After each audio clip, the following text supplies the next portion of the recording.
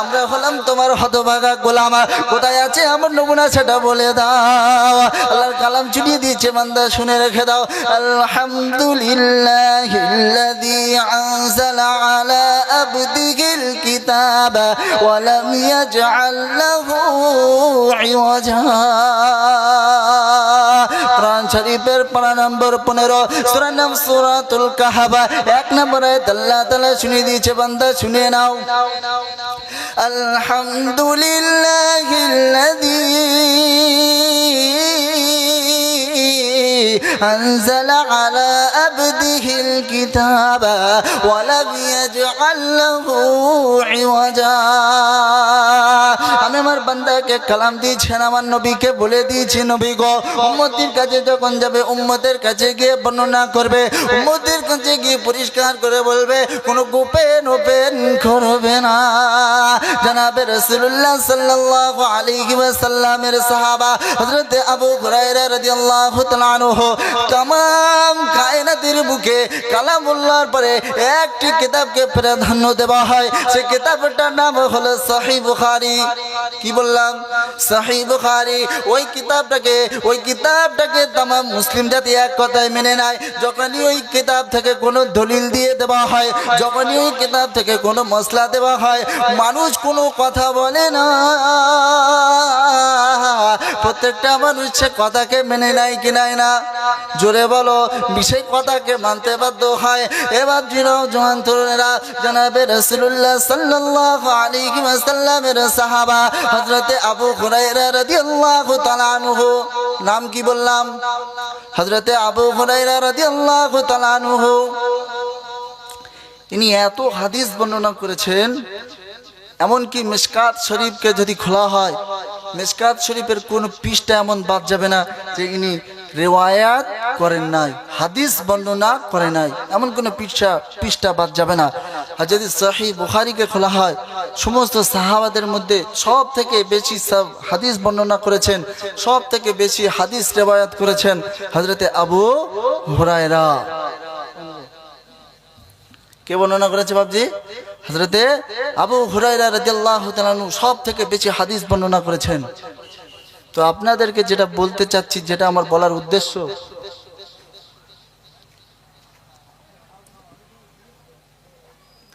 সব থেকে বেশি হাদিস বর্ণনা করেছেন হযরতে আবু হুরায়রা রাদিয়াল্লাহু তাআলা আনহু। হযরতে আবু হুরায়রা রাদিয়াল্লাহু তাআলা আনহু একদিন অত্যন্ত কষ্টের সহিত আল্লাহ রাসূলের দরবারে হাজির হলেন। এমনকি আল্লাহ রাসূল সাল্লাল্লাহু আলাইহি ওয়াসাল্লামের দরবার থেকে বাড়ি ফিরতে দেরি হয়েছিল। কি হয়েছিল? দেরি হয়েছিল। এবারে মিলিয়ে নেন হযরত আবু হুরায়রা রাদিয়াল্লাহু তাআলা আনহু আল্লাহ রাসূলের সাথে কি বলছিলেন। এবার নওজোয়ান তরুণেরা, আমার আল্লাহ ওয়ালা ভাইরা, কানটা খুলে শুনে না। জনাবে রাসূলুল্লাহ সাল্লাল্লাহু আলাইহি ওয়াসাল্লামের সাহাবা হযরতে আবু হুরায়রা রাদিয়াল্লাহু তাআলা আনহু, নাম আপনারা নিশ্চয়ই মুখস্থ হয়ে গিয়েছে, নাম হয়তো আপনারা বেশিরভাগ শুনে নিয়েছেন। এবার নওজোয়ান তরুণেরা আল্লাহ রাসূল সাল্লাল্লাহু আলাইহি ওয়াসাল্লামের দরবারে আসতেন। আল্লাহ রাসূল সাল্লাল্লাহু আলাইহি ওয়াসাল্লামের দরবার থেকে আবার বাড়িতে ফিরে যেতেন। এমন সময় রাসূলের দরবারে কোনোদিন আসতেন, প্রায় লাগাতার রাসূলের দরবারে আসতেন। এমন সময় রাসূলের দরবার থেকে বাড়ি যেতে দেরি হয়ে গিয়েছিল। বাড়ি যখন দেরি হয়ে যায়, বাড়িতে গিয়ে দরজাটা আস্তে করে খটখটালে দিল। দরজাটা যেমনি খটখটালো, ঘর থেকে হযরতে আবু হুরায়রা রাদিয়াল্লাহু তাআলা আম্মা জান বার হয়ে এলো। আম্মা জান বার হয়ে আসার পরে হযরতে আবু হুরায়রা রাদিয়াল্লাহু তাআলা কে জিজ্ঞাসা করলো, ও হুরায়রা, এত রাত্রে তুমি কোথায় ছিলে বাবা, সেটা বলো। হযরতে আবু হুরায়রা রাদিয়াল্লাহু তাআলা আম্মা জানের সাথে হযরতে আবু হুরায়রা রাদিয়াল্লাহু তাআলা বলল, ও আম্মা জান শুনে নাও, আমি রাসূলের দরবার থেকে আসছি। এবার দিনও জওয়ান তরুণেরা যেমনি এই কথাটা হযরতে আবু হুরায়রা রাদিয়াল্লাহু তাআলা আম্মা জান কথাটা শুনলো, আম্মা জান অত্যন্ত রাগান্বিত হয়ে গেল। ততক্ষণ পর্যন্ত ইসলাম গ্রহণ করেন নাই, ততক্ষণ পর্যন্ত ইসলাম গ্রহণ করেন নাই, এই জন্য অত্যন্ত রাগান্বিত হয়ে গেল। হযরতে আবু হুরায়রা রাদিয়াল্লাহু তাআলা আম্মা জান রাগান্বিত হয়ে হযরতে আবু হুরায়রাকে অত্যন্ত মারধর শুরু করলো। এবার দিনও যন্ত্রণা যেমনি আঘাত করা শুরু করে দিয়েছিল, যেমনি মারধর করেছে, হযরতে আবু হুরায়রা রাদিয়াল্লাহু তাআলার উপরে এত টর্চার করেছে, এত অত্যাচার করেছে, গায়েতে ক্ষত বিক্ষত হয়ে গেল। এবার দিনও যন্ত্রণেরা হযরতে আবু হুরায়রা রাদিয়াল্লাহু তাআলার মনটা অত্যন্ত খারাপ, মনটা অত্যন্ত উদাসীন হয়েছিল। এমন সময় গুটি গুটি গুটি গুটি পায়ে জনাবে রাসূলুল্লাহ সাল্লাল্লাহু আলাইহি ওয়াসাল্লামের দরবারে হাজির হলো। জনাবে রাসূলুল্লাহ সাল্লাল্লাহু আলাইহি ওয়াসাল্লামের যেমনি হাজির হলো, আল্লাহ রাসূল সাল্লাল্লাহু আলাইহি ওয়াসাল্লাম এসে জিজ্ঞাসা করছে, ও বাবা হুরায়রা, এমন করে তুমি কান্নো কেন, এমন করে তুমি ক্রন্দন কেন করছো? বিষয়টা আমি নবী বুঝলাম না। এবার দিন যন্ত্রণেরা যেমনি রাসূলুল্লাহ সাল্লাল্লাহু আলাইহি ওয়াসাল্লামের কথাটা বলল, হযরতে আবু হুরায়রা রাদিয়াল্লাহু তাআলা বলল, ইয়া রাসূলুল্লাহ, ইয়া হাবিবাল্লাহ, আম্মা জান আমাকে মেরেছে। এবার যেমনি কথাটা বলল, আল্লাহ রাসূল সাল্লাল্লাহু আলাইহি ওয়াসাল্লাম হযরতে আবু হুরায়রা রাদিয়াল্লাহু তাআলাকে বললেন, হুরায়রা, তোমাকে এমন একজন তোমাকে আঘাত করেছে, এমন একজন তোমার গায়ে হাত দিয়েছে, আমি এই বিষয়ে নবী কিছু বলতে পাবো না। এবার দিন যন্ত্রণেরা যেমনি কথাটা বলল, হযরতে আবু হুরায়রা রাদিয়াল্লাহু তাআলা বললেন, ইয়া রাসূলুল্লাহ, ইয়া হাবিবাল্লাহ, আপনি আমার আম্মা জানের জন্য, আপনি আমার আম্মা জানের জন্য একটু দোয়া করেন। আল্লাহ রাসূল সাল্লাল্লাহু আলাইহি ওয়াসাল্লাম বলল, হুরায়রা, তুমি কি বলছো? আমি যদি নবী তোমার মায়ের জন্য বদদোয়া করে আল্লাহ রাব্বুল আলামিন সাথে সাথে কবুল করবে না, ওই দোয়াকে ফেরত দেবে না, ওই দোয়াকে ফেরত দেবেন না। হযরত আবু হুরায়রা রাদিয়াল্লাহু তাআলা বললেন, ইয়া রাসূলুল্লাহ, ইয়া হাবিবাল্লাহ, আম্মা জান আমাকে মেরেছে। কে মেরেছে? আম্মা জান আমাকে মেরেছে। আল্লাহ রাসূল বলছেন, হুরায়রা, তোমাকে এমন একজন আঘাত করেছে, তোমাকে এমন একজন দুঃখ দিয়েছে, আমি এই বিষয়ে নবী কিছু বলতে পাবো না। কি বললেন? আমি নবী কিচ্ছু বলতে পারবো না। এবার যন্ত্রণা আমার আল্লাহওয়ালা ভাইরা, যখন হযরত আবু হুরায়রা জনাবে রাসূলুল্লাহ সাল্লাল্লাহু আলাইহি ওয়াসাল্লামকে বলল, ইয়া রাসূলুল্লাহ, ইয়া হাবিবাল্লাহ, হুজুর, আপনি আমার মায়ের জন্য হেদায়েতের দোয়া করেন। আল্লাহ রাসূল সাল্লাল্লাহু আলাইহি ওয়াসাল্লাম যেমনি বিবে নামাজটাকে শুরু করলো, হযরত আবু হুরায়রা রাদিয়াল্লাহু তাআলা বাড়ির দিকে ছুটতে শুরু করলো। হযরত আবু হুরায়রা রাদিয়াল্লাহু তাআলা আনহু যেমনি বাড়ির দিকে রওনা দেয়, পেছন দিক থেকে এক সাহাবা এসে জামাটা টেনে ধরে বলে, ও ভাই হুরায়রা, কোথায় ছোট ভাই, কোথায় ছোট? এমন ভাবে তোমাকে কোনোদিন ছুটতে দেখি না। হযরত আবু হুরায়রা রাদিয়াল্লাহু তাআলা আওয়াজ দিয়ে বলে, তুমি আমাকে ছেড়ে দাও, আজকে দিনটা ধরো না। আর সাহাবারা তো শুনবেন না, এদিকে জামা টেনে ধরে বলে, কোথায় যাচ্ছ সেটা বলো। হযরত আবু হুরায়রা রাদিয়াল্লাহু তাআলা বলতে বাধ্য হলো, জনাবে রাসূলুল্লাহ সাল্লাল্লাহু আলাইহি ওয়াসাল্লাম আমার মায়ের হেদায়েতের জন্য দোয়া করছে, আর আমি চোট লাগাচ্ছি, দেখতে চাই রসুলের দোয়াটা বাড়িতে আগে পৌঁছায় না, আমি বাড়িতে আগে পৌঁছাই। এবার যন্ত্রণেরা আমার আল্লাহওয়ালা ভাইরা, হযরত আবু হুরায়রা রাদিয়াল্লাহু তাআলাকে এক সাহাবা ছেড়ে দিলেন, আবার ছুটতে শুরু করলেন, আবার ছুটতে শুরু করলেন। ছুটতে ছুটতে ছুটতে ছুটতে আর এক সাহাবা এসে জামা টেনে ধরে বলো, ও ভাই হুরায়রা, কোথায় যাচ্ছ ভাই সেটা বলো। হযরত আবু হুরায়রা রাদিয়াল্লাহু তাআলা বলেন আজকে আমাকে ছেড়ে দাও, আমাকে ধরো না। হযরত আবু হুরায়রা রাদিয়াল্লাহু তাআলা যতক্ষণ না পর্যন্ত বলল না ততক্ষণ পর্যন্ত ওই সাহাবা ছাড়লো না। এমন সময় হযরত আবু হুরায়রা রাদিয়াল্লাহু তাআলা বাড়ির দিকে রওনা দিলেন, বাড়ির দিকে ছুটলেন। বাড়ির দিকে যেমনি বাড়ির সামনে পৌঁছালেন, বাড়ির সামনে গিয়ে দরজাটা আস্তে আস্তে খটখটালেন। দরজাটা যেমনি খটখটিয়েছেন এবং সাথে সাথে সালাম দিলেন, আসসালামু আলাইকুম ওয়া রাহমাতুল্লাহ আম্মা জান। যেমনি সালাম দিলেন হযরত আবু হুরায়রা রাদিয়াল্লাহু তাআলা আম্মা জান ভিতর থেকে সালামের জবাব দিচ্ছেন, ওয়া আলাইকুমুস সালাম আব্বা জান। জোরে বলুন না সুবহানাল্লাহ। এবার দিনও তরুণেরা মজার যে জিনিসটা হলো আল্লাহ রাসূল সাল্লাল্লাহু আলাইহি ওয়াসাল্লাম যেমনি দোয়া করতে বসেছেন এদিকে সাহাবা ছুটতে শুরু করেছে। আল্লাহ রাসূল সাল্লাল্লাহু আলাইহি ওয়াসাল্লামের সাহাবা যেমনি বাড়িতে গেলেন, বাড়িতে গিয়ে দরজা খটখটালেন এবং কানে শুনতে পেলেন ঘর থেকে গোসলের আওয়াজ আসছে। যেমনি ঘর থেকে গোসলের আওয়াজ আসে আর ওই গোসলের আওয়াজ শুনে হযরত আবু হুরায়রা রাদিয়াল্লাহু তাআলা হযরত আবু হুরায়রা রাদিয়াল্লাহু তাআলা রবকে বলে, রব্বানা এটা কি তোমার করুণা আমি বুঝলাম না।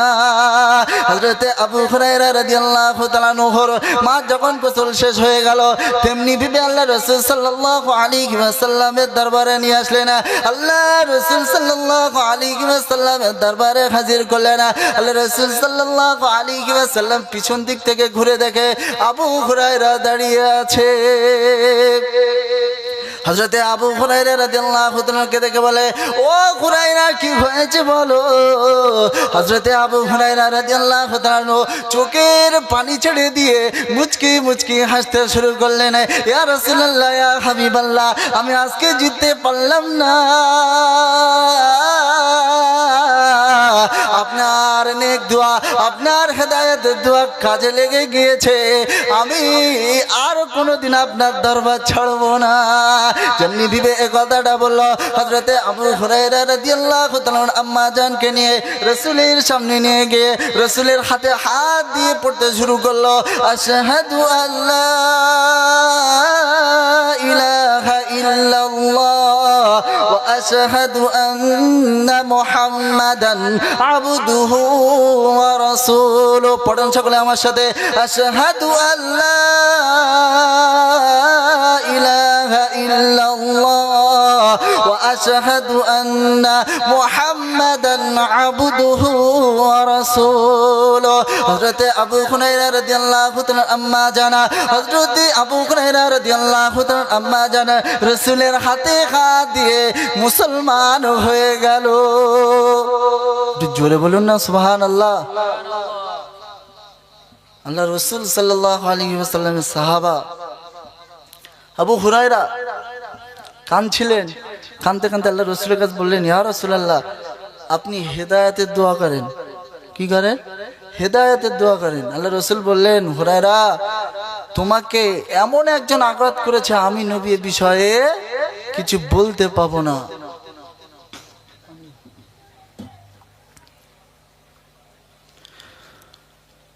জোরে সরে পড়ে আল্লাহুম্মা সাল্লি আলা সাইয়্যিদিনা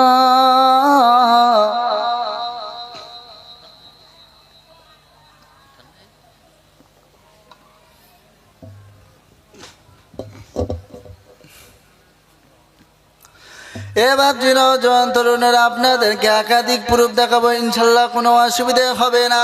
জনাবে রাসূলুল্লাহ সাল্লাল্লাহু আলাইহি ওয়াসাল্লামের জাওজায়ে মুহতারামা, কি বললাম?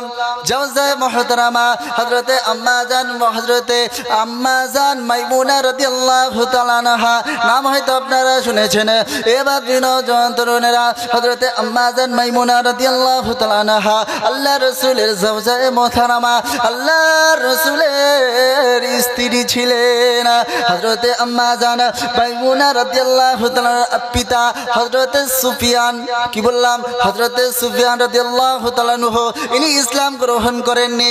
ইনি ইসলাম পরবর্তীকালে ইসলাম গ্রহণ করেছিলেন, কিন্তু হযরতে আম্মা জান উম্মে মাইমুনা রাদিয়াল্লাহু তাআলা আনহুর পিতা আবু সুফিয়ান বড় আশা করে, বড় আকাঙ্ক্ষা করে, বড় তামান্না করে নিজের মেয়ের বাড়িতে যান। আমাদের দেশের পিতারা যারা গার্জেন হয়েছেন তারা মেয়েদের বাড়িতে কি করতে যায়? দেখা সাক্ষাৎ করতে যায়, কথা বলতে যায় কি যায় না? এবার জি ঠিক তেমনি ভাবে রাসূলুল্লাহ সাল্লাল্লাহু আলাইহি ওয়াসাল্লামের সওজে মুহতারামা হযরত আম্মা জান মাইমুনা রাদিয়াল্লাহু তাআলা আনহুর পিতা হযরত সুফিয়ান রাদিয়াল্লাহু তাআলা আনহু পরে ইসলাম গ্রহণ করেছিলেন। হযরত সুফিয়ান রাদিয়াল্লাহু তাআলা যেমনি মেয়ের বাড়িতে আসলেন, যেমনি মেয়ের বাড়িতে দেখা সাক্ষাৎ করতে আসলেন, ঠিক তেমনি ভাবে দরজায় গিয়ে দরজা আস্তে আস্তে খটখটালেন। দরজাকে যেমনি খটখটালেন, আম্মা জান সে দরজাটাকে খুলে দিল। খুলে দেওয়ার পরে পিতাকে দেখতে পেল। পিতাকে দেখে সালাম দিলেন, আসসালামু আলাইকুম আব্বাজান। যেমনি পিতাকে সালাম দিলেন, পিতাজি কোনো জবাব না দিয়ে ভিতরে চলে আসলেন। যেমনি ভাবে পিতা ভিতরে আসলেন, যখন মেয়ের বাড়িতে কোনো পিতা যায় বাপকে বসার জন্য একটা জায়গা দেয় কি দেয় না? বাপকে যেমনি বসার জায়গা দিল, আল্লাহ রাসূল সাল্লাল্লাহু আলাইহি ওয়াসাল্লামের তাকিয়া চৌপাই যে জিনিসটা ছিল, যে নামে ওই চৌপাইতে একটি চাদর বিছানা ছিল। কি ছিল? চাদর বিছানা ছিল। আর যেমনি আবু সুফিয়ান প্রবেশ করলো, ওই চাদরটাকে গুটিয়ে দিল। এবার নওজোয়ান তরুণেরা হযরত সুফিয়ান রাদিয়াল্লাহু তাআলা আনহু অত্যন্ত কষ্ট পেলেন, অত্যন্ত দুঃখ পেলেন, অত্যন্ত মনে মনে ভাবলেন যে আমার মেয়েকে দিয়েছি তো ভালো জায়গায় দিয়েছে, তা আজকে মেয়ে তুই আমার সাথে যে ব্যবহারটা করেছিস আমি অত্যন্ত কষ্ট পেয়েছি, আমি অত্যন্ত দুঃখ পেয়েছি, এটা কোনোদিন ভুলতে পাবো না। এবার নওজোয়ান তরুণেরা যেমনি চাদরটা গুটিয়ে দিল, হযরত সুফিয়ান রাদিয়াল্লাহু তাআলা বলল, তুমি কেন চাদরটা গোটালে বলো? চাদরটা কেন গোটালে? হযরত আম্মা জান মাইমুনা রাদিয়াল্লাহু তাআলা বলল, এই বিছানাটা হলো পাক, এখানে জনাবে রাসূলুল্লাহ বসে পাক জায়গাতে বসতে তোমাকে দেব না। কারণ হচ্ছে একটা, তুমি হলে নাপাক, তুমি হচ্ছে নাপাক, তোমার পাক জায়গাতে বসতে দেব না। আম্মা জান উম্মে মাইমুনা রাদিয়াল্লাহু তাআলা আনহুর যখন পিতা ফিরে চলে গেলেন, এই ঘটনাটা সঙ্গে সঙ্গে রাসূলুল্লাহ সাল্লাল্লাহু আলাইহি ওয়াসাল্লাম চাই তোমার পিতা বেঈমান হোক না কেন, তোমার দ্বারাই স্বভাব পাবে না, তুমি তাদের সাথে খারাপ আচরণ করো না। জোরে বলুন সুবহানাল্লাহ। আল্লাহ রাসূল সাল্লাল্লাহু আলাইহি ওয়াসাল্লাম বলছেন যে ওটা হচ্ছে তোমার পিতা, তুমি তাদের সাথে খারাপ আচরণ করতে পারো না। কি করতে পারো না? খারাপ আচরণ করতে পারো না। একটা ঘটনা মনে পড়ে যায়, আইয়ামে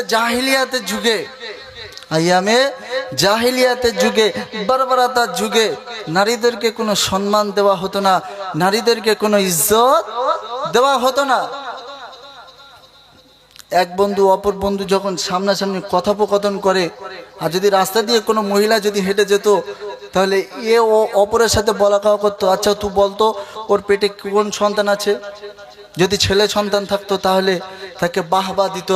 আর যদি আইয়ামে জাহিলিয়াতের যুগে এরকম একটা প্রচলন ছিল, যদি ছেলে সন্তান হতো, কি হতো?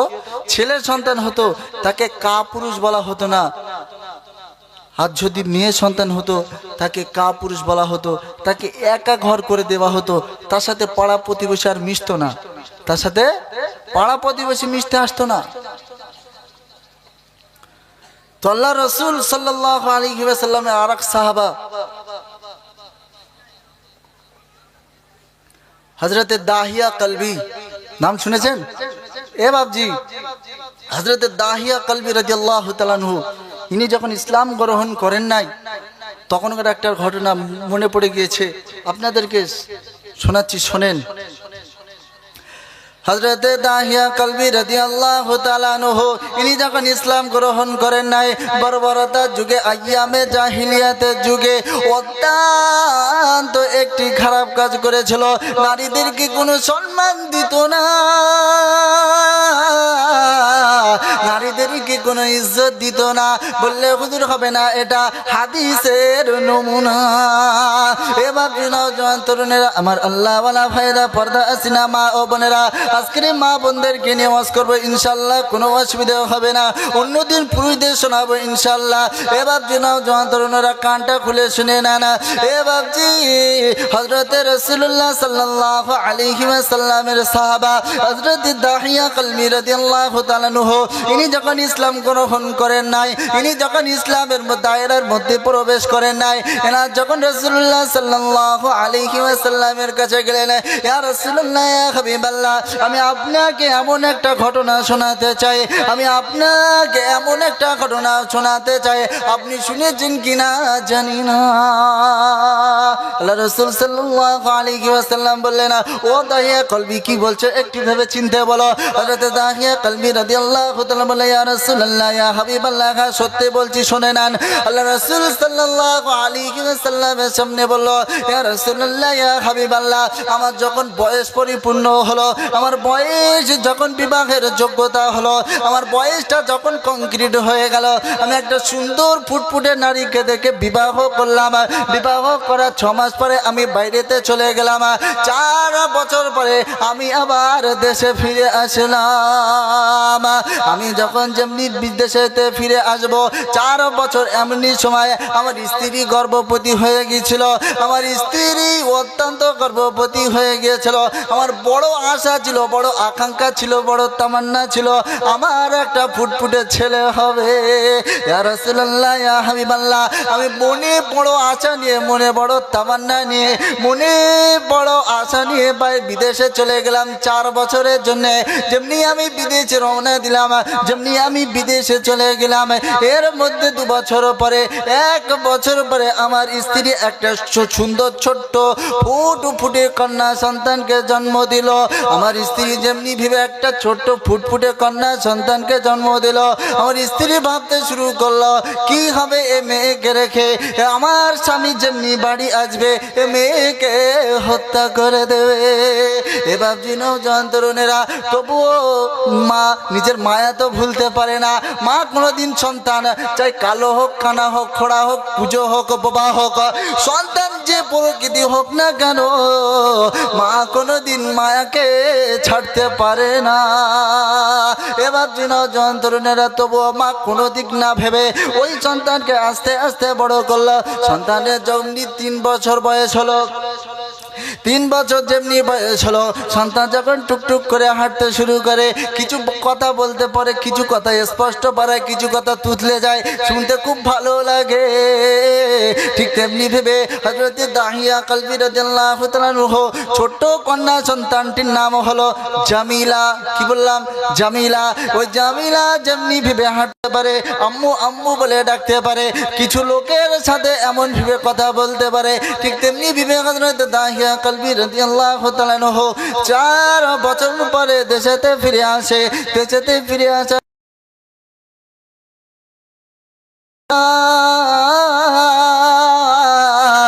যখন কিছু বলে না যখন হযরত দাহিয়া কলবি রাদিয়াল্লাহু তাআলা বাড়িতে ফিরে আসছেন নিজের স্ত্রী বলল আম্মু তুমি যাও ওই যে তোমার পিতা যেমনি এই কথাটা বলল হযরত দাহিয়া কলবি রাদিয়াল্লাহু তাআলা ছোট্ট ফুটফুটে কন্যা সন্তানটি পিতার দিকে ছুটে গেল পিতার দিকে ছুটে গিয়ে আব্বু আব্বু আব্বু করতে শুরু করলো আব্বু আব্বু বলে ডাকছে কত মধুর সুরে আব্বু আব্বু করে ডাকে আর আব্বু আব্বু করে মুখ ভরে বাপকে ডাকে আর বাপের মুখে চুমা খায় এবার নওজোয়ান তরুণেরা দাহিয়া কলবি রাদিয়াল্লাহু তাআলা মনে মনে ভাবলো এ তো আমার ছেলে সন্তান না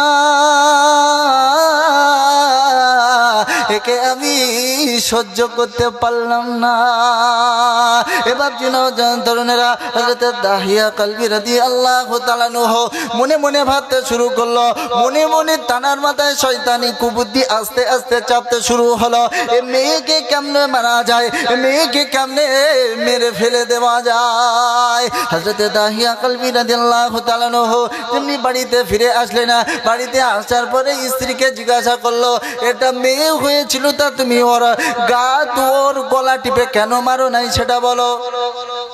হযরত দাহিয়া কলবি রাদিয়াল্লাহু বললেন যে তোমার তো মেরে দেওয়া উচিত ছিল, তবু মা মেয়েকে মারতে পারে না।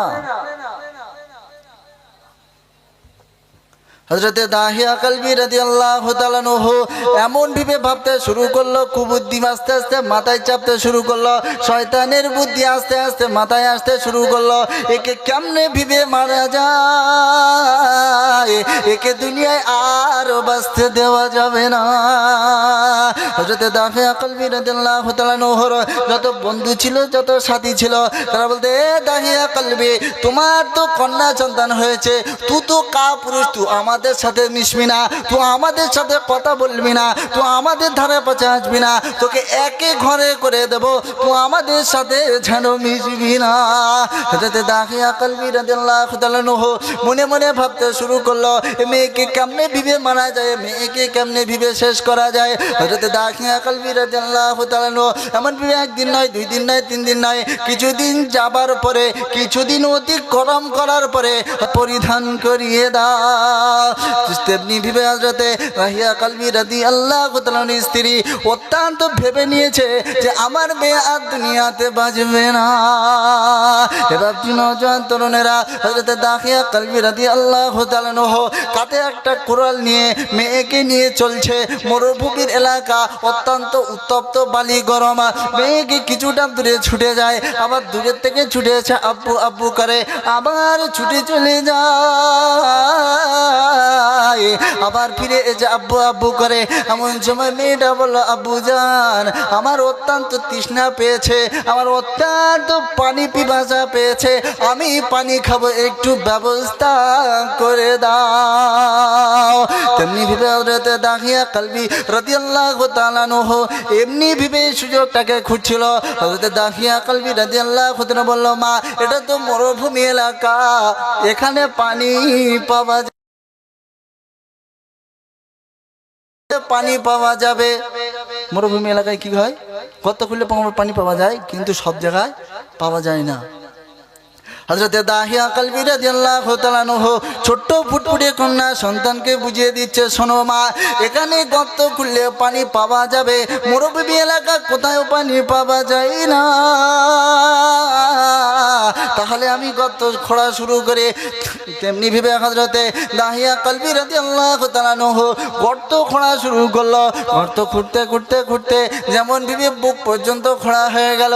এর মাঝে মেয়ে গিয়ে বলে, আব্বু জান, আমি পানি খেতে চাই না, কিন্তু আমি তোমার কষ্ট জানো দিকে সহ্য করতে পারছি না, তোমাকে আরো গর্ত খুঁড়তে হবে না।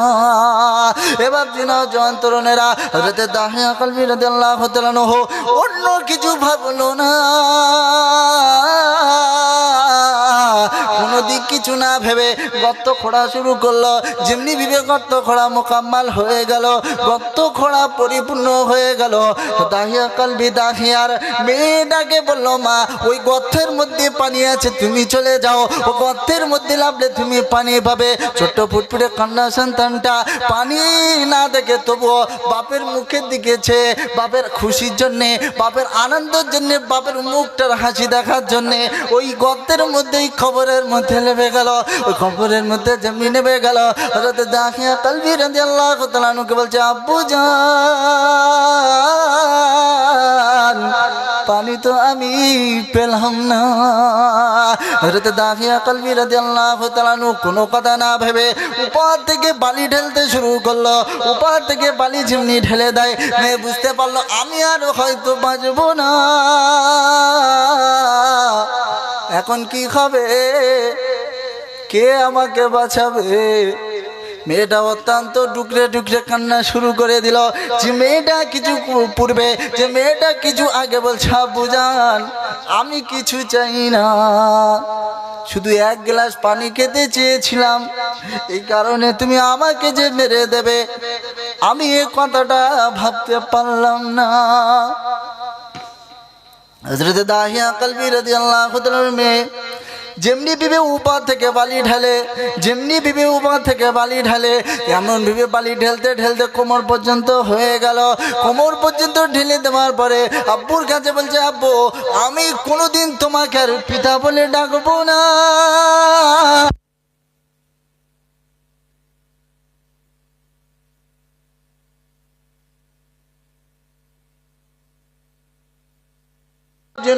তরুণেরা, আমার আল্লাহওয়ালা বন্ধুরা, পর্দা সিনা মা ও বোনেরা, হযরত দাহিয়া কলবি রাদিয়াল্লাহু তাআলা আনহু যেমনি কবরটা খোঁড়া পরিপূর্ণ হয়ে গেল, কবরটা খোঁড়া মোকাম্মাল হয়ে গেল, তেমনি কে মেয়েকে লাভিয়ে দিল আর মেয়েকে বলল, মা চলে যাও, ওই কবরের মধ্যে পানি পাবে। হযরত দাহিয়া কলবি রাদিয়াল্লাহু তাআলা আনহু কোনো দিক না ভেবে, কোনো দিক চিন্তা না করে, পিতার খুশির জন্য, পিতার রাজির জন্য, পিতার মুখের হাসি দেখার জন্য কবরে নেমে গেল। কবরে নামার পরে, কবরে নেমে গেল, কবরে নামার পরে উপর থেকে যেমনি বালি ঢালা শুরু করলো, উপর থেকে যেমনি বিবে বালি ঢালতে শুরু করলো, মেয়ে বুঝতে পারলো আমাকে পিতা বাঁচাতে চাই না। মেয়ে অত্যন্ত মায়াবী কণ্ঠেতে বলল, আব্বা আমি তোমাকে কোনোদিন পিতা বলে ডাকবো না, দয়া করে আমাকে ছেড়ে দাও না। কি বললো? আমি কোনোদিন তোমাকে পিতা বলে ডাকবো না, তুমি আমাকে ছেড়ে দাও। হযরত দাহিয়া কলবি রাদিয়াল্লাহু তাআলা আনহু অত্যন্ত ভাবনা চিন্তা করে, তবুও মনে মায়া দয়া আসলো না। হযরত দাহিয়া কলবি রাদিয়াল্লাহু তাআলা আনহু নিজের মেয়েকে বুক পর্যন্ত বালি ঢেলে দিল এবং দূর থেকে একটি পাথর নিক্ষেপ করলো। পাথরটা নিক্ষেপ করার পরে ওই মেয়ের তখন মৃত্যুর আগে, ওই মেয়ে মৃত্যুর আগে তিনবার পিতা পিতা পিতা বলে ডেকে উঠেছিল। হযরত দাহিয়া কলবি রাদিয়াল্লাহু তাআলা আনহুর বুকটা কেঁপে উঠেছিল। এমন যদি হতো দুনিয়ায় কোনো পাহাড়কে রাখা হতো, পাহাড় পর্যন্ত কেঁপে যেত। এমন ভাবে হযরত দাহিয়া কলবি রাদিয়াল্লাহু তাআলা আনহু নিজের মেয়েকে শেষ করে দিয়ে, নিজের মেয়েকে খতম করে দেওয়ার পরে তার উপরে আফসোস করলো। আজকে আমার বাড়ি, আপনার বাড়ি মেয়ে হলে কেউ খুশি হয় না? খুশি তো হতেই পারি না, কিন্তু বাড়ি যদি দুটো গরু থাকে, গাই গরু থাকলে যদি আর একটা গরু হয় তাহলে খুব ভালো হয়। হেড়ে বাছুর তো কারোর ভালো লাগে না, কারণ ওই গোয়ালের মধ্যে বকনা গরু যত হবে আমার গরুর কম তত বাড়বে, তত আমার ভালো লাগবে কি লাগবে না। কিন্তু দুনিয়ার সিস্টেম এমন হয়ে গেছে, কেউ মেয়েকে সহ্য করতে পারে না, মেয়েকে কে সহ্য করতে পারে না। তাহলে আপনার মধ্যে আর আইয়ামে জাহিলিয়াতের যুগে কাফেরদের মধ্যে পার্থক্য কি হলো? আমি আপনি মুসলমান হয়েছি, কি হয়েছে আব্বা? মুসলমান হয়েছি। তাই শুরুতে বলেছি আপনাকে আমাকে মুসলমান করিয়ে জন্মগ্রহণ করিয়ে দিয়েছেন। যে বাচ্চাটা এই দুনিয়াতে আসে, চাই হিন্দু হোক, কাফের হোক, মুশরিক হোক, মুনাফিক হোক, ঈসাই হোক, খ্রিস্টান হোক, যেই হোক না কেন, ওই শিশুটা মুসলমান হয়ে জন্মগ্রহণ করে। এবং আল্লাহ বলছে, বান্দা তুমি মুসলমান হয়ে আমার কাছে এসো, তা না হলে এসো না। আল্লাহ মুসলমান করে পাঠিয়েছেন এবং আমাদেরকে মুসলমান হয়ে ফিরত যেতে হবে। যদি ফিরত না যেতে পারি তাহলে আছে দুর্দশা, ওটা অন্যদিন শোনাবো ইনশাআল্লাহ। তো হযরত দাহিয়া কলবি রাদিয়াল্লাহু তাআলার মেয়ে জামিলা বলছে যে, আব্বা আমি তোমার কাছে আর কিছু চাই না, দরকার তুমি আমাকে ছেড়ে দাও। কি করলো হযরত দাহিয়া কলবি রাদিয়াল্লাহু তাআলা? শেষ করে দিয়ে আল্লাহ রাসূল সাল্লাল্লাহু আলাইহি সাল্লামকে বললেন, মায়াবী কণ্ঠে যখন বলছে, যখন এই ঘটনাকে শুনিয়েছে তখন ইসলাম গ্রহণ করে নিয়েছিল, আর ইসলাম গ্রহণ করার পর দাঁড়ি ভিজে কান্না টুপকে টুপিয়ে টুপিয়ে পড়ছে, জমিনকে এমনকি ভিজে গিয়েছে। এমনি সাহাবাদেরকে বলা হয় নাই আসহাবিকান নুজুম, ফাবিআইয়ি ইহতাদাইতুম। এমনি সাহাবাদেরকে বলা হয় না, তারা যেমন খারাপ ছিল তেমন তারা এত নেক আমল করেছে, এত আল্লাহওয়ালা হয়ে গিয়েছে, বরং তাদেরকে আল্লাহ তরফ থেকে মদদ এসেছে। একবার জোরে বলেন সুবহানাল্লাহ। এটা তাকবীর দেন তো, নারায়ে তাকবীর হচ্ছে না, আরো জোরে দেন নারায়ে তাকবীর, আরো জোরে দেন। মুসলমানের এরকম তাকবীর হতে পারে না।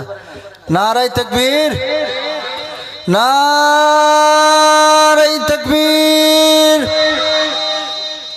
তো আসেন, হযরত দাহিয়া কলবি রাদিয়াল্লাহু তাআলা আনহু নিজের মেয়েকে শেষ করে দিয়ে আল্লাহ রাসূল সাল্লাল্লাহু আলাইহি সাল্লামের কাছে গিয়ে বলছেন।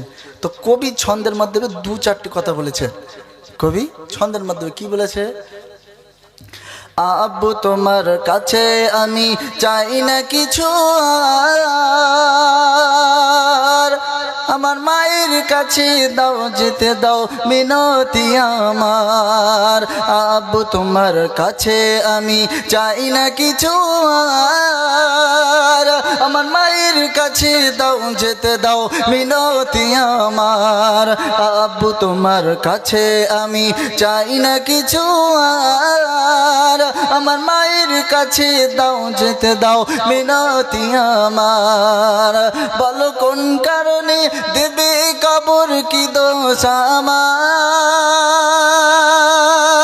আমি হইনি ছেলে তাই বলে কি নেই কো বাঁচার অধিকার, আমি হইনি ছেলে তাই বলে কি না কিছু আর, আমার মায়ের কাছে দাও যেতে দাও মিনতি আমার। আমার মায়ের কাছে দাও যেতে দাও মিনতি আমার। নবীর কাছে কেঁদে বলে দাহিয়া কলবি, যে ভুল আমি করেছি ক্ষমা পাবো কি আমি। নবীর কাছে কেঁদে বলে দাহিয়া কলবি, যে ভুল আমি করেছি ক্ষমা পাবো কি আমি। বলে কোন কারণে দেবে কবর কি দোষ আমার,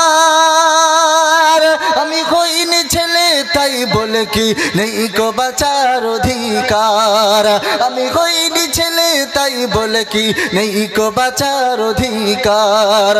আব্বু তোমার কাছে আমি চাই না কিছু আর, আমার মায়ের কাছে দাও যেতে দাও মিনতি আমার।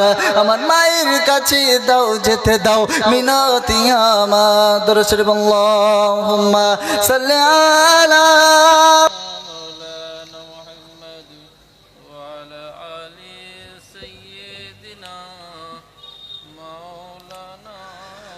এবার নৈরাশ হবেন না।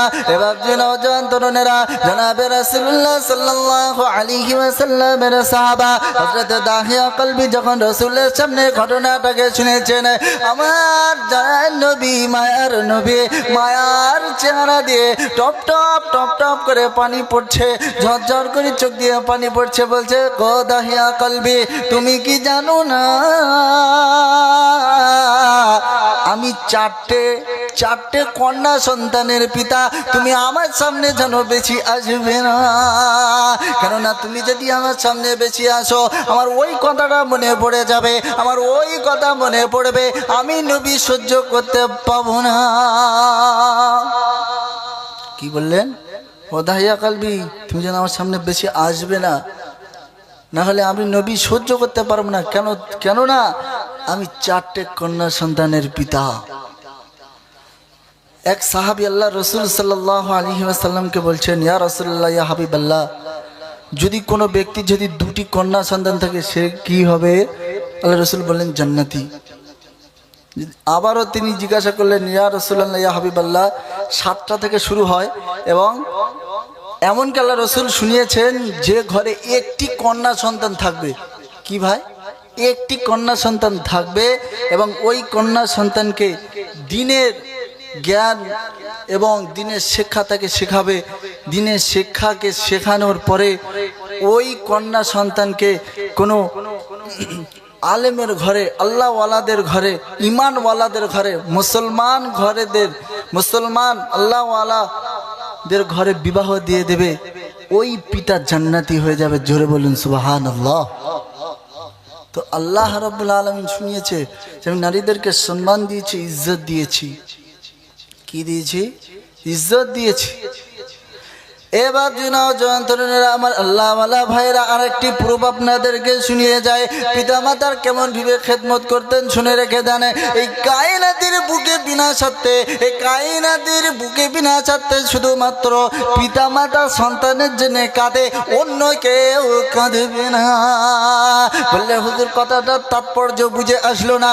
এবার জয়ন্তরণেরা আমার আল্লাহ ওয়ালা ভাইরা, পর্দা সিনেমা ও বোনেরা, কানটা খুলে শুনে না। ইমামে বুখারী রাহমাতুল্লাহ আলাইহি নাম আপনারা শুনেছেন নিশ্চয়।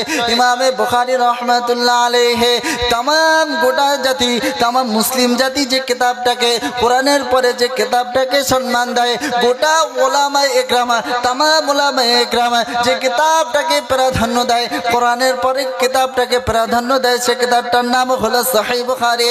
ইমাম বুখারী রাহমাতুল্লাহ আলাইহি জন্ম থেকে অন্ধ ছিলেন, জন্ম থেকে অন্ধ, তিনি কিছু দেখতে পেতেন না। এবার তরুণীরা আমার আল্লাহ ওয়ালা ভাইরা, ইমাম বুখারী রাহমাতুল্লাহ আলাইহির আম্মা জানা রবের কাছে কাঁদে, রব্বানা সন্তান দিয়েছো একখানা, তাতে চোখে দেখতে পাই না, আমি এতে নারাজ না। এবার তরুণীরা ইমাম বুখারী রাহমাতুল্লাহ আলাইহির মা রবের কাছে কাঁদে, রব্বানা আমার সন্তানকে যতক্ষণ পর্যন্ত চোখে যদি দেবে না, আমি ততক্ষণ তোমার সিজদা থেকে মাথা তুলবো না। এবার আমার আল্লাহ ওয়ালা ভাইরা, একদিন নয়, 2 দিন নয়, 3 দিন নয়, 4 দিন নয়, 345 দিন নয়, লাগাতার 1.5 মাস ধরে রবের কাছে কাঁদে, রব্বানা আমার সন্তানকে যতক্ষণ পর্যন্ত চোখে যদি দেবে না, আমি ততক্ষণ সিজদা থেকে মাথাটা তুলবো না। এবার তরুণেরা আমার আল্লাহ ওয়ালা ভাইরা, সর্বশেষ নামাজে ইমামে বুখারী রাহমাতুল্লাহ আলাইহির মা রবের কাছে কাঁদে, অজর জোরে কান্না করে। এমন সময় রবের কাছে বলে, আল্লাহ আমার ছেলেটাকে, আমার ছেলেকে চোখে জ্যোতি দাও না। এবার তরুণেরা আমার আল্লাহ ওয়ালা ভাইরা সিজদা থেকে যেমনি ভাবে মাথাটা তুললো, সিজদা থেকে যখন মাথাটা উঁচু করলো, মাথাটা উঁচু করে দেখে হযরতে ইমামে বুখারী রাহমাতুল্লাহ আলাইহি হেঁটে চলে বেড়াচ্ছে। জোরে বলুন সুবহানাল্লাহ, আরো জোরে বলুন সুবহানাল্লাহ। ইমাম বুখারী রাহমাতুল্লাহ আলাইহি জন্ম থেকে অন্ধ ছিলেন। ইমাম বুখারী রাহমাতুল্লাহ আলাইহির আম্মা জান অত্যন্ত ক্রন্দন করেছেন রবের কাছে, আর আল্লাহ রাব্বুল আলামিন নিজের মায়ের দোয়াকে কবুল করে নিয়েছেন। ইমাম বুখারী রাহমাতুল্লাহ আলাইহি তিনি কিতাব লিখেছিলেন চাঁদের আলোয়।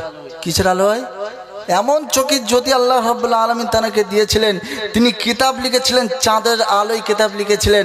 এবার আপনারা বলবেন, আপনার থেকে আমরা ভালো জানি, কেননা ঈশ্বরচন্দ্র বিদ্যাসাগর ও রাস্তার আলোয় কিতাব লিখেছে, ও রাস্তার আলোয় লিখেছে। এবার আপনারা ভেবে নেন এবং আপনারা বিচার করেন কে দামি, আমি আর বলবো না। বুঝেছে আব্বা? আল্লাহ রাব্বুল আলামিন তাকে এমন চোখের জ্যোতি দিয়েছিলেন, তিনি চাঁদের আলোয় কিতাব লিখেছিলেন। কিসের আলোয়? চাঁদের আলোয়। আজ আমি আপনি পিতামাতাকে সম্মান করতে চাই না। এবার তরুণেরা আমার আল্লাহ ওয়ালা ভাইরা আরেকটা প্রুফ আপনাদেরকে শুনিয়ে যায়, শুনে রেখে দেন। খাজা মঈনুদ্দিন চিশতি আজমিরি রাহমাতুল্লাহ আলাইহির আম্মা জান নাম শুনেছেন আপনারা? খাজা মঈনুদ্দিন চিশতি আজমিরি রাহমাতুল্লাহ আলাইহির আম্মা জান, খাজা মঈনুদ্দিন চিশতি রাহমাতুল্লাহ আলাইহি তিনি যখন দিনের দাওয়াতকে দিতেন, তিনি যখন দিনের দাওয়াতকে প্রচার ও প্রসার করতেন, তানার হাতে 90 লক্ষ মানুষ মুসলমান হয়েছিল, তানার হাতে 90 লাখ মানুষ ইসলাম গ্রহণ করেছিল। তিনি যখন দিনের দাওয়াত দেওয়ার পরে, দিনের খেদমত করার পরে, দিন প্রচার এবং প্রসার করার পরে তিনি যখন বাড়িতে ফিরে আসতেন, সর্বপ্রথম মাতার কাছে যেত, সর্বপ্রথম মায়ের কাছে গিয়ে বলতো আসসালামু আলাইকুম ও আম্মা জান। যেমনি এই কথাটা বলতো হযরতে খাজা মঈনুদ্দিন চিশতি আজমিরি রহমাতুল্লাহ আলাইহি গিয়ে বলছে, ও আম্মা জান, কেন জানি না সপ্তাহে হাজার হাজার মানুষ আমার হাতে মুসলমান হয়, মাসে এমনকি 10,000ও পূরণ হয়ে যায়, কেন খাই মা আমি বুঝতে পারছি না। খাজা মঈনুদ্দিন চিশতি আজমিরি রহমাতুল্লাহ আলাইহির আম্মা জান বলে, খাজা মঈনুদ্দিন চিশতি আজমিরি রহমাতুল্লাহ আলাইহির আম্মা জান বলে, ও বেটা শুনে রেখে দাও, এটা তোমার কোনো কারামতি না। কেননা তুমি শুনে রেখে দাও, তুমি যখন তোমার ক্ষুধা পেত, তুমি যখন অত্যন্ত ক্রন্দন করতে, তুমি যখন খাওয়ার জন্য তড়পাতে, তুমি যখন খাওয়ার জন্য লাফালাফি করতে, আমি মা তোমাকে কোনোদিন বিনা ওযুতে দুধ পান করাতাম না। জোরে বলুন সুবহানাল্লাহ, আরো জোরে বলুন সুবহানাল্লাহ। খাজা মঈনুদ্দিন চিশতি আজমিরি রহমাতুল্লাহ আলাইহি তিনি মার কাছে গিয়ে বলছে, মা সপ্তাহে হাজার হাজার মানুষ আমার হাতে ইসলাম গ্রহণ করে, কেন গ্রহণ করে আমি মা বুঝি না। খাজা মঈনুদ্দিন চিশতি আজমিরি রহমাতুল্লাহ আম্মা জান বলছে, বেটা তুমি শুনে রাখো, এটা তোমার কোনো কারামতি না। তোমার যখন ক্ষুধা পেত, তোমার যখন তুমি ক্ষুধার জন্য কাঁদতে, তখন আমি মা বিনা ওযুতে কোনোদিন দুধ পান করাতাম না। আজকে আপনার বাড়ি আমার বাড়ি সকিনা, ওযু তো দূরের কথা, বাচ্চা কোলে নিয়ে সিরিয়াল দেখে, বাচ্চা কোলে নিয়ে কার্টুন দেখে, ও বাচ্চা কোনোদিন আল্লাহর ওলি হতে পারে? কি শোনাবো আপনাদের? বাড়িতে যদি 6 জন ফ্যামিলি মেম্বার হয়, কজন? যদি 6 জন ফ্যামিলি মেম্বার হয় এবং যদি বাড়িতে 5টা রুটি থাকে, তাহলে একজন বলে আমি খাবো না, কেন আমার খিদা নাই, আমার নাতিকে খেতে দে, আমার পোতাকে খেতে দে, বলে কি বলে না? সেটা কে বলেন তো? সকিনা জীবনে হবে না, ও মরে গেলেও হবে না। কেননা একমাত্র বিনা স্বার্থে মা সন্তানের জন্য কেঁদেছিল। যেমন ইমাম বুখারী রহমতুল্লাহ আলাইহির ঘটনা আপনাদেরকে শুনিয়েছি। বিনা স্বার্থে সন্তানকে লালন পালন করে একমাত্র বিনা স্বার্থে, পিতামাতা ছাড়া অন্য কেহ না, পিতামাতা ছাড়া অন্য কেউ করবে না। এবার তরুণেরা আমার, আল্লাহ ওয়ালা ভাইরা কানটা খুলে শুনে নাও। জনাবে রাসূলুল্লাহ সাল্লাল্লাহু আলাইহি ওয়াসাল্লামের আরেক সাহাবা আল্লাহ রাসূল সাল্লাল্লাহু আলাইহি ওয়াসাল্লামের কাছে গিয়ে বলছে, ইয়া রাসূলুল্লাহ, ইয়া হাবিবাল্লাহ, হুজুর আমি আমার মাকে কাঁধে করে নিয়ে, সাফা করিয়েছি, আমি আমার মাকে কাঁধে করে মারওয়া করেছি, আমি আমার আম্মা জানকে নিয়ে তওয়াফ করিয়েছি, আমি আমার আম্মা জানকে নিয়ে কাবা শরীফকে তওয়াফ করেছি। ইয়া রাসূলুল্লাহ, ইয়া হাবিবাল্লাহ, আমি আমার আম্মা জানের হক আদায় করেছি। আল্লাহ রাসূল সাল্লাল্লাহু আলাইহি ওয়াসাল্লাম বলছে, ও যুবক শুনে রেখে দাও, কিয়ামত পর্যন্ত যদি তুমি তোমার মাকে কাঁধে করে নিয়ে, সাফা করো, তুমি যদি তোমার মাকে নিয়ে মারওয়া করো, তুমি তোমার আম্মা জানকে নিয়ে যদি তওয়াফ করো, তুমি তোমার মায়ের হক আদায় করতে পাবে না। এমনকি যুবক তুমি শুনে রেখে দাও, কিয়ামত পর্যন্ত যদি তুমি তোমার পিঠের চামড়া দিয়ে তোমার মায়ের 2 জোড়া স্যান্ডেল বানিয়ে দাও, তুমি তোমার মায়ের স্যান্ডেল বানিয়ে দাও, আর ওই স্যান্ডেল যদি তোমার আম্মা জান পরিধান করে, ওই আম্মা জান ওই স্যান্ডেলটাকে পরে পরিধান করবে, চলাফেরা করবে, তুমি সেটাও দেখবে, তবু তুমি তোমার মায়ের 1 ফোঁটা দুধ ঋণ শোধ করতে পাবে না। জোরে বলুন সুবহানাল্লাহ, আরো জোরে বলুন সুবহানাল্লাহ। যুবক তুমি শুনে রাখো, তা কিয়ামত পর্যন্ত যদি তোমার মাকে নিয়ে সাফা করো, মারওয়া করো, কাবাকে তওয়াফ করো। কাবাকে তওয়াফ করা খারাপ কাজ না ভালো কাজ বাবা? ভালো কাজ তো।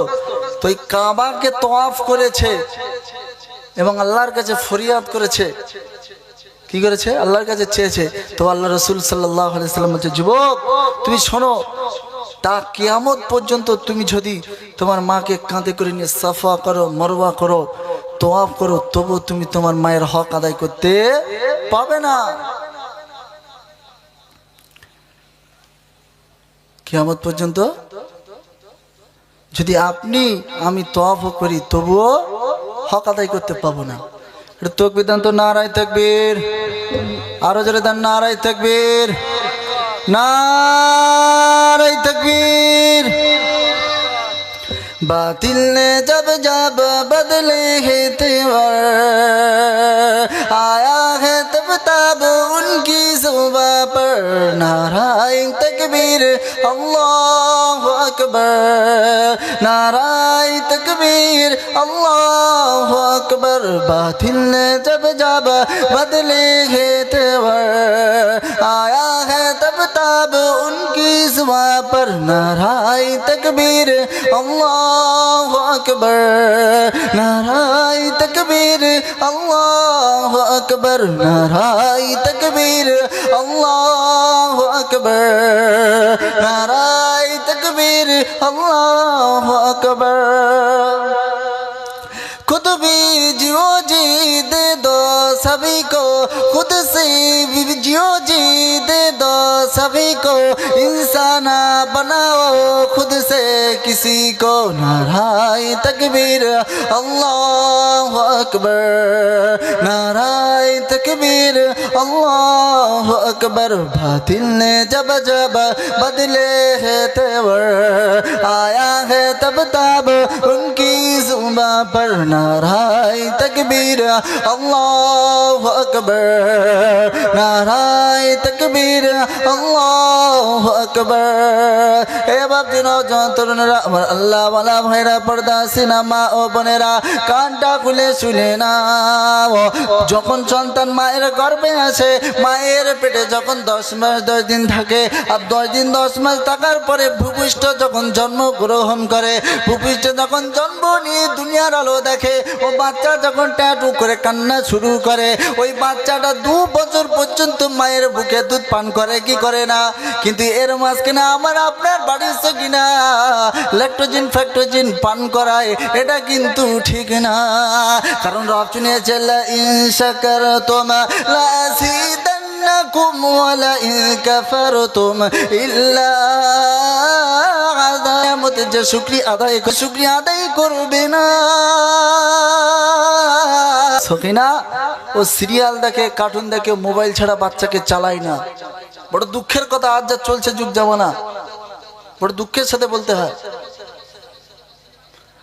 আজ বাপ যদি বেটাকে কিছু বলে, আজ যা চলছে যুগ জামানা, বাপ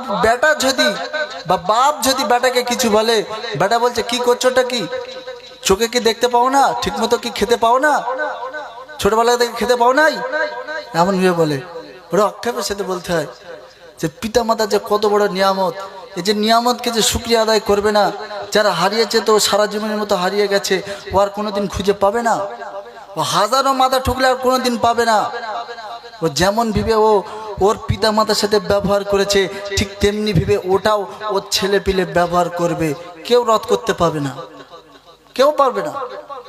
তাহলে আপনাকে আমাকে পরিবর্তন হতে হবে, পরিবর্তন হতে হবে। এবং পিতা মাতার সাথে অসৎ ব্যবহার করলে চলবে না, তাদেরকে আদর করতে হবে, মহাব্বত করতে হবে। কারণ রব্বে যুল জালাল শুনিয়েছে, فلا تقل لهما اف ولا تنهرهما وقل لهما قولا كريما। পিতা মাতার সাথে এমন ব্যবহার করো না, পিতা মাতার সাথে এমন তুমি আচরণ করো না যাতে করে তারা উ শব্দটা বার করে। এখন তো উ শব্দ তো দূরের কথা, পিতা গিয়ে বসে কখনো পঞ্চায়েতে, পিতা গিয়ে কখন বসে হাটেতে, পিতা কখনো বসে রাস্তার দিকেতে, ছেলের কোনো খোঁজ থাকে না। কি শোনাবো আপনাদেরকে, শুনে রেখে দেন।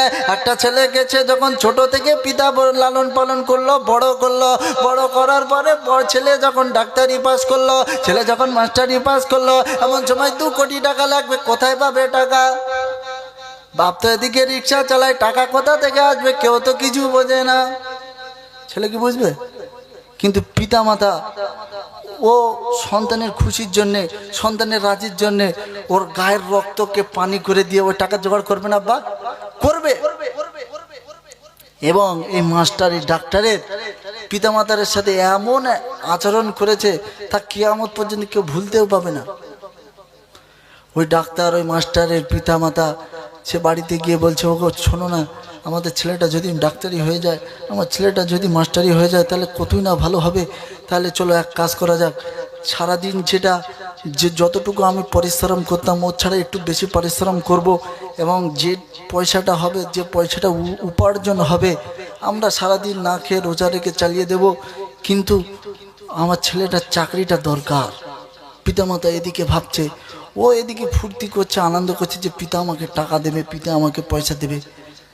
এদিকে কোনো আক্ষেপ নাই যে পিতা কি করে চলছে, মাতার কেমন ভেবে চলছে। যেমন তেমন করে ভেবে টাকাটা জোগাড় করে দিল। টাকাটা জোগাড় করে দেওয়ার পর ছেলে যখন মাস্টারি পেয়ে গেল, ছেলে যখন বড় ডাক্তার হয়ে গেল, ছেলে যখন বড় ইঞ্জিনিয়ার হয়ে গেল, ছেলে তখন বাড়ি এসে বলছে, আব্বা, বাবা।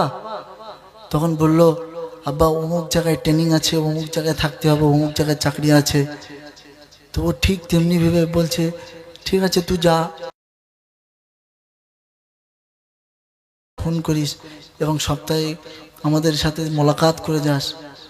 এবং ছেলে যখন বিদেশে চলে গেল, বিদেশে চলে যাওয়ার পরে গিয়ে আগে একটা বিয়ে শাদী করে নিল, যৌবন শক্তির সাথে সাথে একটা বিয়ে করে নিল। পিতামাতা তো দূরের কথা, পিতামাতার আর খোঁজও নেয় না। একদিন তার ক্লাস ফ্রেন্ডের সাথে দেখা হলো, কিরে বন্ধু কেমন আছিস? বলে আলহামদুলিল্লাহ খুব ভালো আছি। তো তোর পিতাটা যে স্কুলে আসতো, তোকে রিক্সায় করে দিয়ে যেত, সে আমার চাচা জান, তো কেমন আছে গো? তখন বলছে, তোমার চাচা কেমন আছে ওইসব আমাকে জিজ্ঞাসা করো না, অন্য কথা জিজ্ঞাসা করো। কি বলছে? বলে অন্য কথা জিজ্ঞাসা করো, পিতামাতার কথা জিজ্ঞাসা করো না। তখন ওই বন্ধুটা বলছে, শোন, তুই এতদিন আমার সাথে যা ব্যবহার করেছিস, আমি বলছে কেন? বলে তোর বুড়ো বাপটাকে তুই দেখে এলি না, বুড়ো বাপটাকে তুই একটু সাক্ষাৎ করলি না? তোর মতো না লেখে দুনিয়া বেঁচে আছে তো আছে কেমনে? তুই মুখ দেখাচ্ছিস কেমনে? এদিকে এই সন্তান বিয়ে শাদী করে তার একটা ছোট্ট ফুটফুটে সন্তান হয়ে গেল, কয়েক বছর হয়ে গেল, তবুও পিতার বাড়িতে আসলো না, পিতা মাতা রাত দেখতে এলো না। এদিকে পিতা মাতার মধ্যে যখন মাতা অত্যন্ত শরীর খারাপ হলো, বিছানা থেকে উঠতে পারে না, ওষুধের দরকার, কোথা থেকে জোগাড় করবে। এদিকে পিতার বয়স হয়ে গিয়েছে, ঠিকমতো রিক্সা চালাতে পারে না।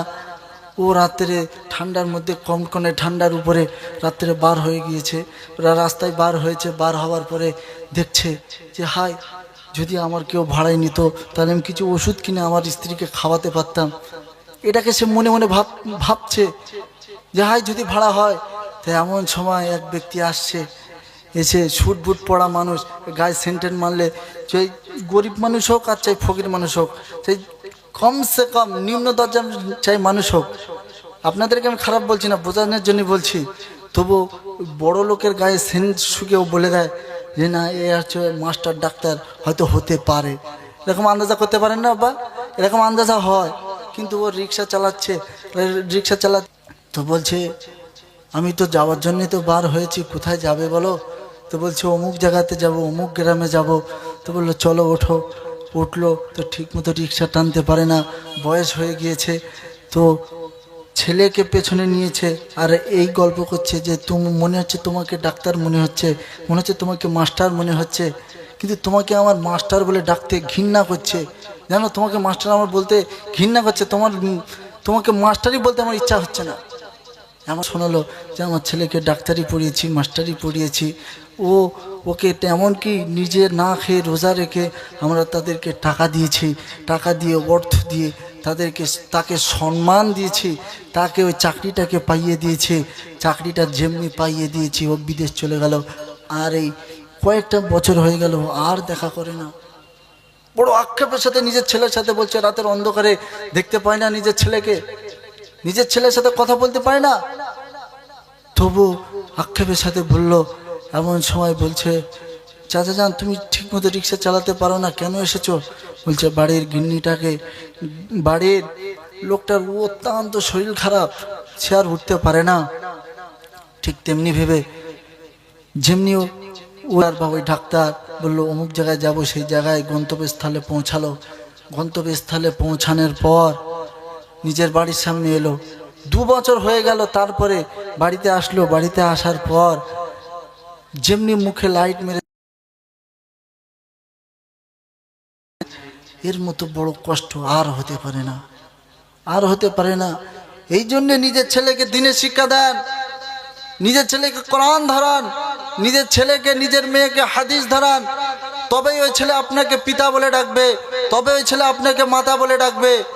আর শুনতে তখন সুমধুর লাগবে, কোনোদিন খারাপ লাগবে না। ওই ছেলে ছেলেদের হাতে ফোন তুলে দিচ্ছেন, ও ছেলে বিগড়ে যাচ্ছে, ও ছেলে নষ্ট হয়ে যাচ্ছে, তোমাকে ঠিকমতো সম্মান দেয় না, তুমি সেটা বুঝতে পারো না। এ ভাবছি বড় কষ্টের সাথে বলতে হয়। ঠিক তেমনি ভেবে ও ছেলে যখন আসলো, এসে বাপকে বলে, আব্বা তুমি রাত্রে রিক্সা চালাচ্ছ, বলছে তুই যা ব্যবহার করেছি খুব খুশি হয়েছি বেটা, যা আল্লাহ তোকে ভালো রাখুক, তুই ভালো থাক, যা তুই ভালো থাক। এমন ভেবে বললো। বলার পর বললো, আব্বা আম্মাজান কি করছে? বলে আম্মাজান অত্যন্ত কষ্টের সাথে আছে, অত্যন্ত ঘরে কষ্টের সাথে তড়পাচ্ছে। যেমনি এই কথাটা বললো, ঘরে যেই প্রবেশ করলো, ঘরে গিয়ে ঘরে প্রবেশ করার পর দেখলো গিন্নি ইন্তেকাল হয়ে চলে গেল। যেমনি গিন্নি তো চলে গেল, তো এ দেখে বুড়ো বাপ দেখে আর সহ্য করতে পারলো না, এও ওখানে সাথে সাথে স্পট ডেড হয়ে গেল। এইটাই দেখার দিন ছিল, এইটা দেখার দিন ছিল। ওই ছেলে যদি আজকের কোরআন শিখতো, ও ছেলে যদি আজকের হাদিস ধরতো, ও ছেলে যদি কোরআন মোতাবিক চলতো, ও ছেলে যদি রসুলের সুন্নত মোতাবিক চলতো, ও কোনোদিন পথভ্রষ্ট হতো না, ও কোনোদিন তোমাকে, ছেলে তোমাদের কোনোদিন এমন অপব্যবহার করতো না। কারণ যখন ওর দিনের জ্ঞান হবে, যখন ওর হাদিসের জ্ঞান হবে, যখন ওর কোরআনের জ্ঞান হবে, তখন ও মনে মনে ভাবতে শুরু করবে যে আল্লাহ কোরআনে শুনিয়েছেন যে পিতামাতার সাথে অসৎ ব্যবহার করা যাবে না, পিতামাতার উপরে কোনোদিন শব্দটা বার করা যাবে না। ও মনে মনে ভাবতো এটা। তো আজ থেকে আমরা যারা এখানে বসে আছি, যারা পিতা হয়ে গেছি, যারা মাতা হয়ে গেছি, নিজের সন্তানকে দিনের রাস্তা চালাবো ইনশাল্লাহ। জোরে বলেন চালাবো ইনশাল্লাহ। তো আল্লাহ রব্বুল আলামিন কোরআনে শোনাচ্ছেন। কোথায় শুনেছে? কোরআনে।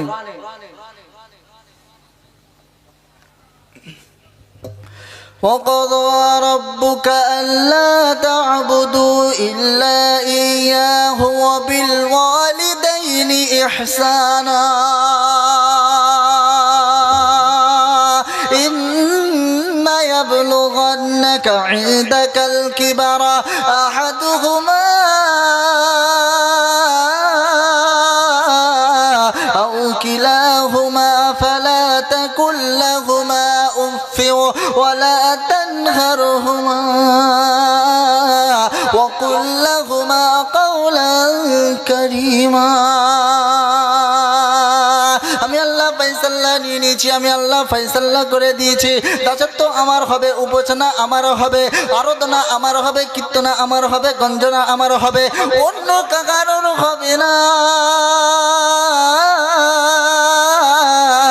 আমার দাসত্ব করার পরে, আমার গোলামিত্ব করার পরে, আমার হুকুম মানার পরে, আমার আদেশ মানার পরে পিতা মাতার কাছে চলে যাও, অন্য কোথাও যেতে হবে না। তাদের মধ্যে কেউ যখন বার্ধক্যে পৌঁছে যাবে, তাদের মধ্যে কেউ যখন অসহায় হয়ে যাবে, তারা যখন বুড়ো হয়ে যাবে, তারা যখন চলতে পাবে না, তাদের সাথে যে তুমি যেন অসৎ ব্যবহার করো না। এবার আমার আল্লাহ বলা ভাইরা, পর্দা আছে না মা ও বোনেরা, যে সন্তানের উপরে পিতা মাতা রাজি হবে, যে সন্তানের উপরে পিতা মাতা রাজি হবে, ওই সন্তানের উপরে স্বয়ং আমাদের আল্লাহ রাজি হবে। এবার নওজোয়ান তরুণেরা কোথায় আছে এমন নমুনা?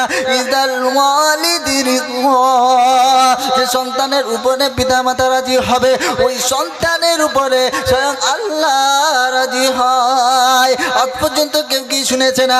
আজ পর্যন্ত কারোর মুখ থেকে কি এমন শুনেছে না কোনো বড় মাওলানার পায়ের তলায় জান্নাত আছে? কেউ কি শুনেছেন? শোনেন নাই। কারণ হচ্ছে একটা, জনাবে রাসূলুল্লাহ সাল্লাল্লাহু আলাইহি ওয়াসাল্লাম শুনিয়ে দিয়ে গিয়েছেন, আল জান্নাতু তাহতা কদামাইহি আবুহু ওয়া উম্মুহু। এবার নওজোয়ান তরুণেরা বড় মাওলানার পায়ের তলায় জান্নাত পাবেন না, বড় পীর বলেন, বড় আল্লাহর ওলি বলেন, পায়ের তলায় জান্নাত পাবেন না, বড় মাওলানার পায়ের তলায় জান্নাত পাবেন না, বড় মুফতির পায়ের তলায় জান্নাত পাবেন না, বড় ফিকার মামলার পায়ের তলায় জান্নাত পাবে না, বড় হাফেজের পায়ের তলায় জান্নাত পাবে না।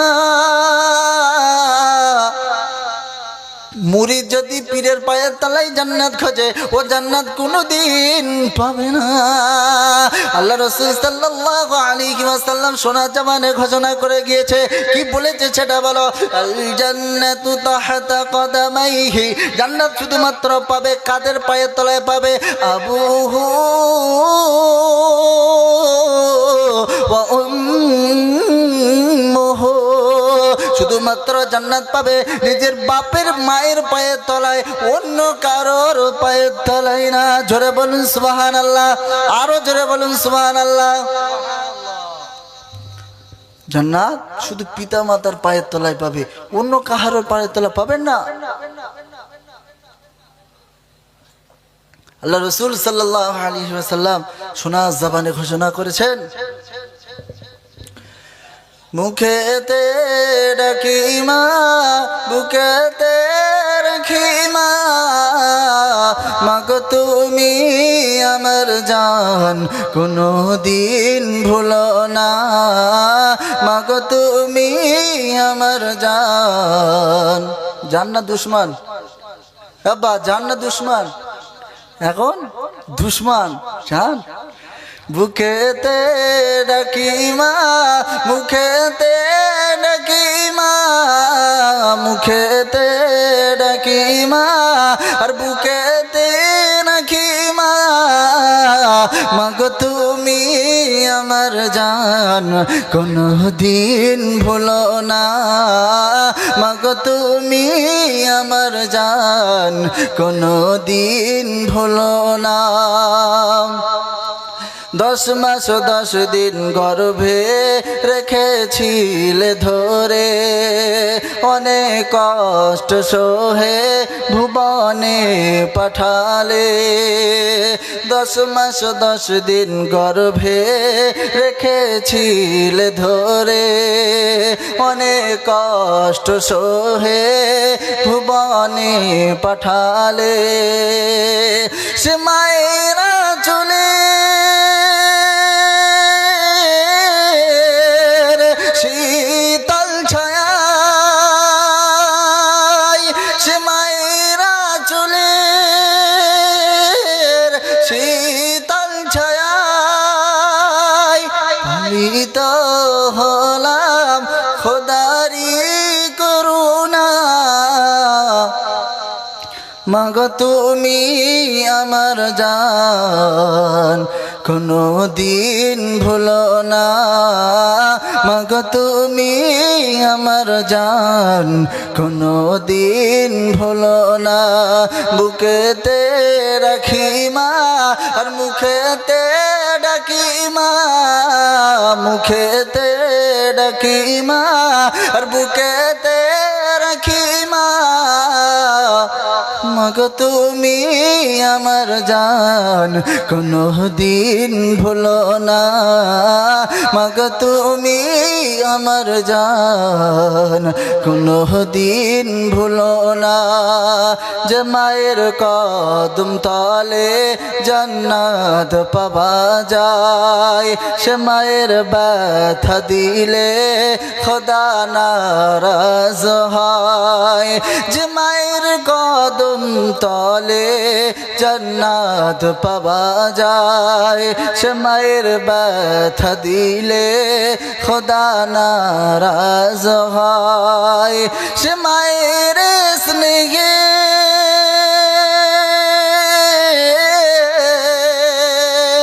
ভালোবাসা